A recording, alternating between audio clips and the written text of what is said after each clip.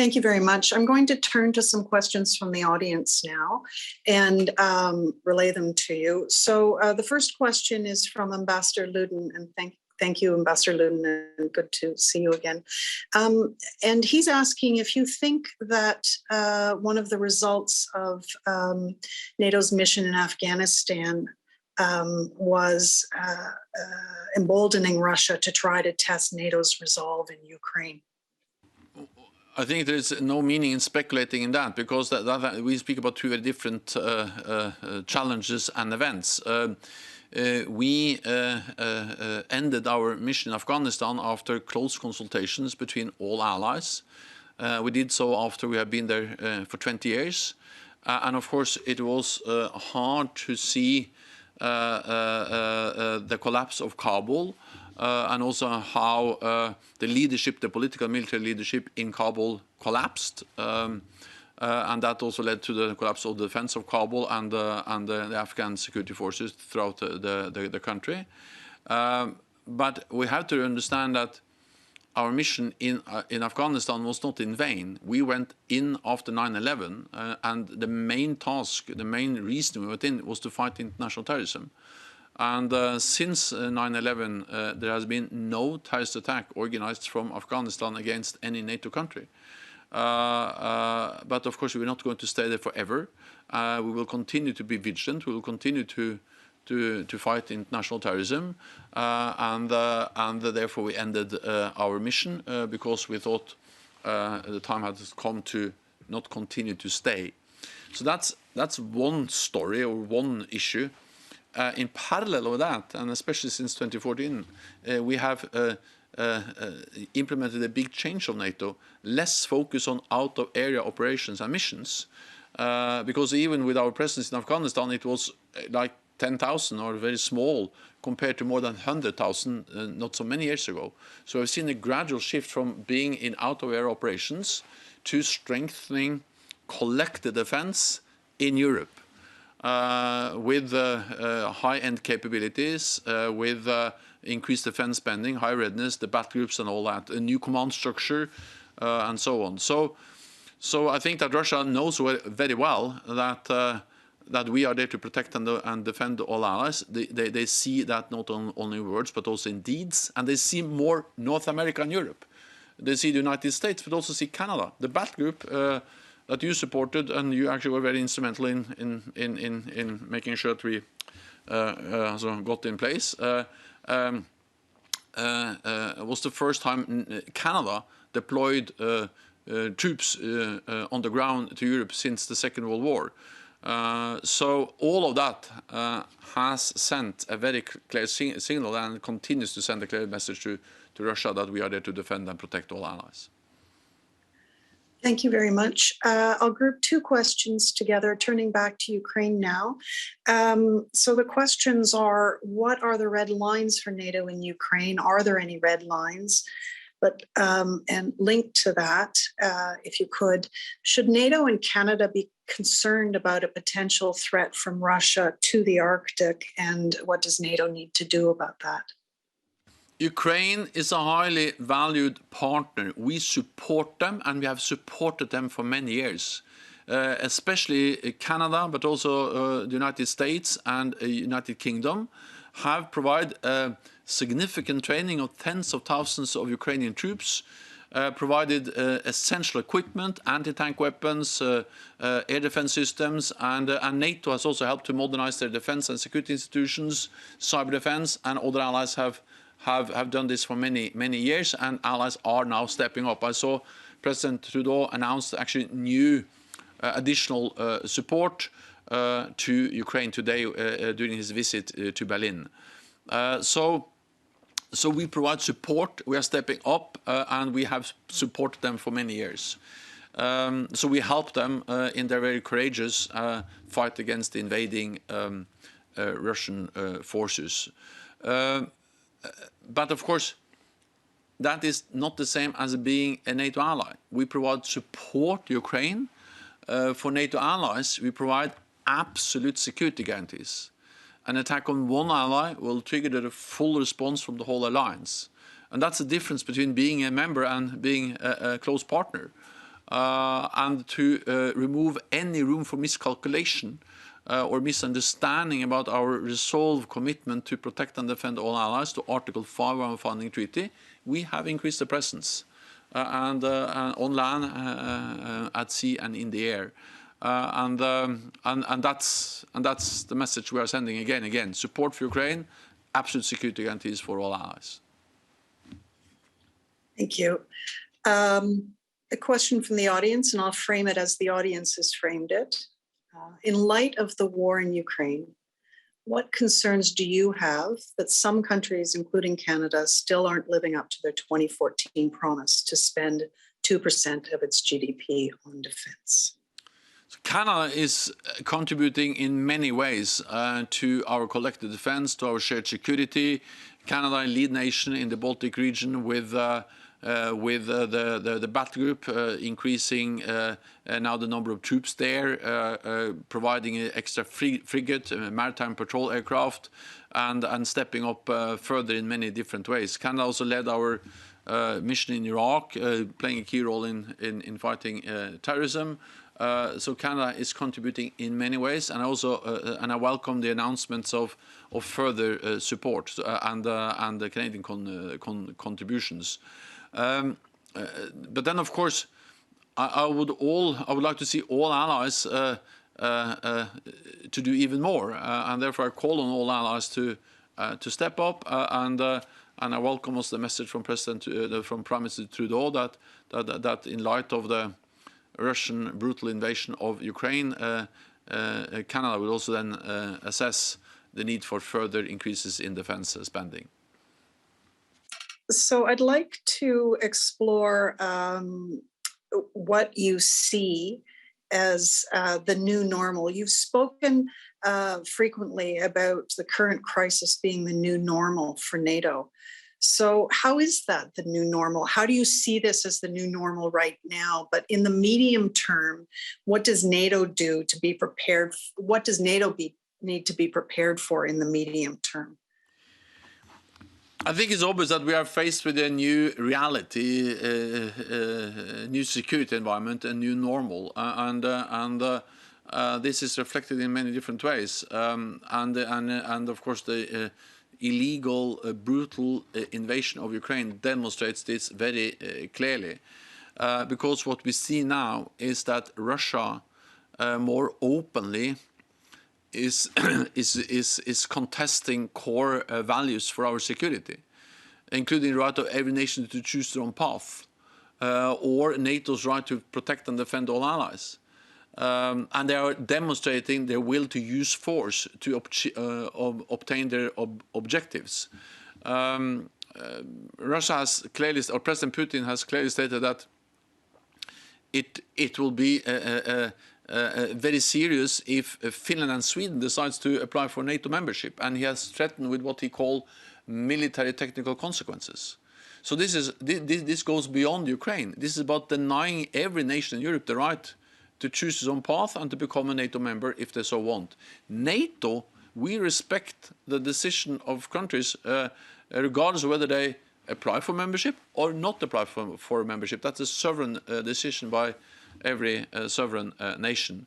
And then Russia has also contested and challenged our right to protect all allies, because in this written proposal for a new security agreement between NATO and Russia they sent us in December, it was one of the provisions is that we should remove all NATO troops and all NATO infrastructure from all countries that have joined NATO after 1997. That means 14 out of the 30 members we have in NATO, and the whole enlargement after the end of Cold War will be then some kind of second-class members. If you look at this and then combine that with the fact that you see that Russia and China are now operating more closely together, exercising more closely together, interacting militarily and politically more closely together, and that China has not been able to come out and condemn the invasion of Ukraine. And also they had a statement, a joint statement, President Xi and President Putin, at the beginning of the Olympics, where China stated clearly that China now for the first time criticizes NATO enlargement. So we have two authoritarian powers which are challenging the rules-based order, who are openly against our core values: freedom of speech, freedom of expression, democracy, the rule of law, and oppressing those values in Hong Kong and in Ukraine or in many other countries. This is the new normal. This is the challenge we have to step up to, and that's exactly what we do. Europe and North America are standing together. Thank you so much. Yes, I saw the Russian proposal sent prior to Christmas, and one Russian Moscow newspaper said that President Putin has now asked the West for a live unicorn for Christmas. So I was very worried and curious to see how those negotiations went. But as we've seen, they didn't go anywhere, and he's launched his full-scale invasion. May I turn, Secretary General, to a nuclear issue? And many commentators are worried that the risk of President Putin resorting to the nuclear option is at the highest risk that we have seen. So if you could tell us your thoughts about his threats in this regard and NATO's strategic posture, that would be very helpful. President Putin's rhetoric on nuclear issues, his messages that we will see consequences which the history has never seen before, and actually the way he has also, in a way, directly referred to and demonstrated in different presentations the new nuclear capabilities of Russia, including hypersonic glide vehicles and other very advanced weapon systems that can carry nuclear weapons, is reckless and dangerous. And it contradicts what Russia actually officially states, because not so many weeks ago, Russia signed, together with other permanent members of the UN Security Council, a declaration where they restated that the nuclear war cannot be won and should never be fought. And then the next day, they have this, President Putin has this reckless nuclear rhetoric, which is contradicting the message of never fight a nuclear war. NATO's response is that we strongly believe that we should continue to work for nuclear disarmament. We have been doing that for many years, and actually there are many things that has not worked as we hoped and planned for when it comes to Russia, but at least over the decades there has been some very important nuclear disarmament agreements. We have lost, or we have seen regrettably the demise of the INF Treaty, banning intermediate range weapons, but we still have the New START, limiting the number of long-range weapon systems, which is important. But at the same time, we also made it clear that as long as there are nuclear weapons, NATO will remain a nuclear alliance, because we just don't believe that a world where NATO get rid of our nuclear weapons and then Russia, China, North Korea keep theirs, that's not a safer world. So the way to reach a safer world without nuclear weapons or with fewer nuclear weapons is balanced, verifiable arms control. We are ready to do that, but as long as nuclear weapons exist, we have to make sure that we have a nuclear deterrence which is safe and secure and effective.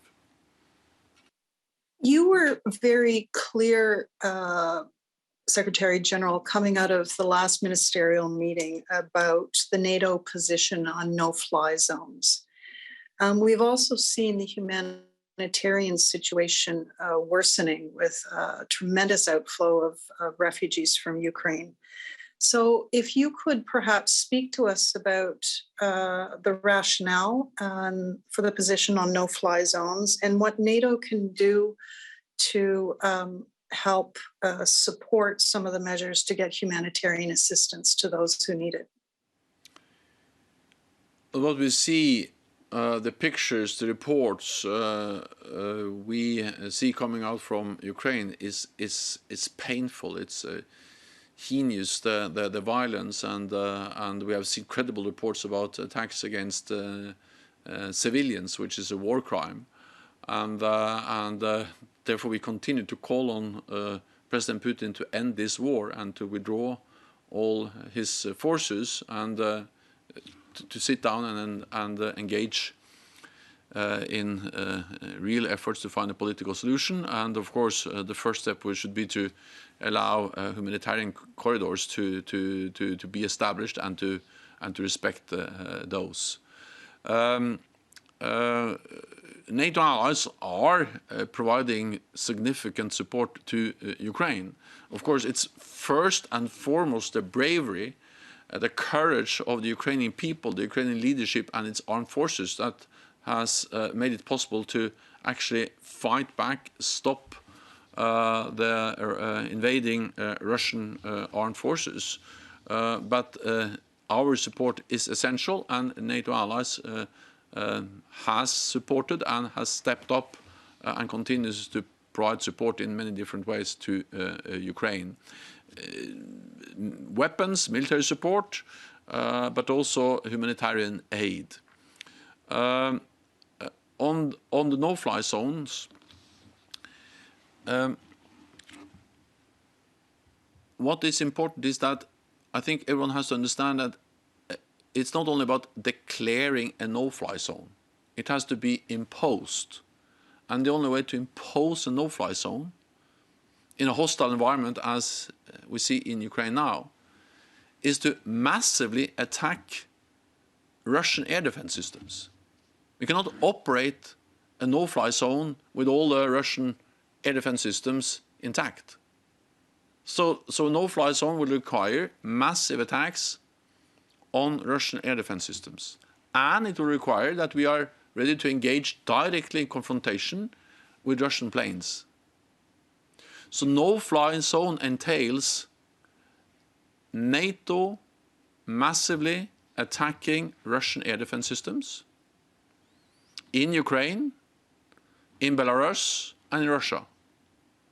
It entails direct confrontation between NATO air capabilities and Russian air capabilities. This will significantly escalate the war, the fighting in Ukraine, but also, of course, risk a full-fledged war in Europe involving NATO allies, NATO against Russia. And that will lead to so much more human suffering, civilian casualties, destruction, and it will be extremely dangerous. So it is a painful decision made by NATO allies, but we need to make sure that this conflict ends. We have to avoid that it expands, escalates. And that's exactly what we're doing, providing support, but also acting in ways which doesn't trigger the escalation of the conflict we now see in Ukraine. Thank you. You're being very generous with your time, Secretary General, and I thank you. I may end up, unless I get another burning question in the chat from the audience, I may end up with a question to you about cyber. So we've seen over the past few years very sophisticated both cyber attacks and disinformation campaigns from Russia aimed at NATO allies, all NATO allies.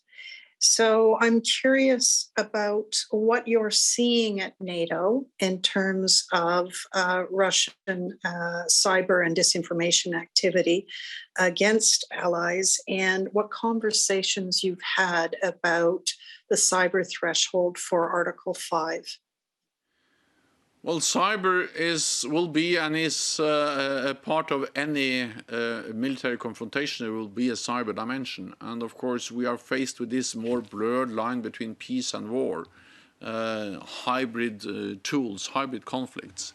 And of course, allies have reported about many different types of cyber attacks against political institutions, private companies. We have seen attempts to meddle in domestic democratic processes in different countries, and attributed this to Russia in many of the cases. So NATO has significantly stepped up the way we address cyber threats. We have, as you alluded to, also decided to make clear that a cyber attack can trigger Article 5, but we will never give the privilege to a potential adversary to tell exactly where that threshold is. But we will we will assess, and then we will make our own decisions when we trigger Article 5. Then, of course, we can respond in cyber, but we can also respond in another domain. We have established now cyber as a military domain alongside air, sea, and land, and actually space. And for instance, for Ukraine, we have over the years, but also recently, helped them to improve their cyber defenses to protect their own networks. We recently signed an agreement with Ukraine on how to facilitate support, also before the invasion, but allies and NATO are helping with cyber defenses, and because this is so important for Ukraine, but also for all NATO allied countries. Thank you so much. Secretary General, I'm going to end the questioning here. You have been, as I said, remarkably generous with your time. I know that you have and your staff have been working more than 24/7 since the invasion began. And I know as well that there will be a lot of work over the next few months heading into the Madrid summit, responding to the crisis in Ukraine. The new strategic concept will be ever so more important right now and more difficult to decide how NATO can and should adapt to both the immediate concerns, the immediate crisis, but also some of the medium-term new risks that NATO is facing. So I would like to thank you very much for your kind words to me and your kind words to Canada. We're very, very supportive of NATO. It's the backbone of our security policy and something that we take to heart. So I thank you very much for your generous time this morning. And I thank the audience for their excellent questions as well. Thank you so much, Kari. Great to see you again. Thank you. Yeah, good seeing you.